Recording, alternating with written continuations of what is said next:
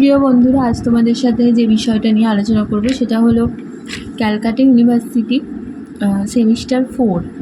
তোমরা যারা পড়ছো সেমিস্টার 4-এর স্টুডেন্ট, তাদের অনার্সের পলিটিক্যাল সায়েন্স অনার্সের যে পেপার CC8 রয়েছে আর পেপারটার নাম রয়েছে ইন্ডিয়ান পলিটিক্যাল থট, তার 2024 সালের সাজেশন নিয়ে আজকে আলোচনা করব। মডিউল 1 থেকে দেখো তোমাদের 2024 সালে যে প্রশ্নগুলো খুবই গুরুত্বপূর্ণ সেগুলো হলো আচার্য নরেন্দ্রদেবের সমাজতান্ত্রিক ধারণাটি লেখো।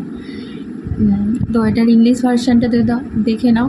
Read the socialist idea of Narendra Dev. Jayaprakash নারায়ণের গণতন্ত্রের ধারণাটি আলোচনা করো। Discuss the idea of democracy of Jayaprakash Narayan. এরপর রাম মনোহর লোহিয়ার সমাজতান্ত্রিক চিন্তাটি আলোচনা করো। Discuss the socialist idea of Ram Manohar Lohia. উপনিবেশবাদ ও জাতীয়তাবাদের উপর ইকবালের দৃষ্টিভঙ্গিটি বিশ্লেষণ করো। Examine Iqbal's view on colonialism and nationalism. এরপর দেখো শেষ মডিউল 1 থেকে যে প্রশ্নটা সেটা হলো পুঁজিবাদের সংকটের উপর নরেন্দ্রদেবের ধারণাটি ব্যাখ্যা করো। Explain Narendra Dev's idea of the crisis of capitalism. এরপর মডিউল 2 থেকে জিন্নার দ্বিজাতি তত্ত্বটি ব্যাখ্যা করো। Explain the two nation theory of Jinnah. এরপর গণতন্ত্র সম্পর্কে নেহেরুর অভিমত আলোচনা করো। Discuss the idea of democracy of Nehru.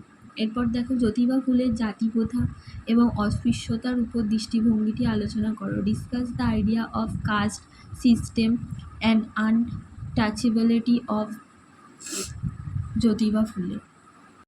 তারপর 4 নম্বর দেখো সুভাষচন্দ্র বোসের ফ্যাসিবাদের ধারণাটি ব্যাখ্যা করো। Explain Subhas Chandra Bose view of fascism. আর তারপর সুভাষচন্দ্র বোসের সমাজতান্ত্রিক চিন্তা সম্পর্কে লেখো।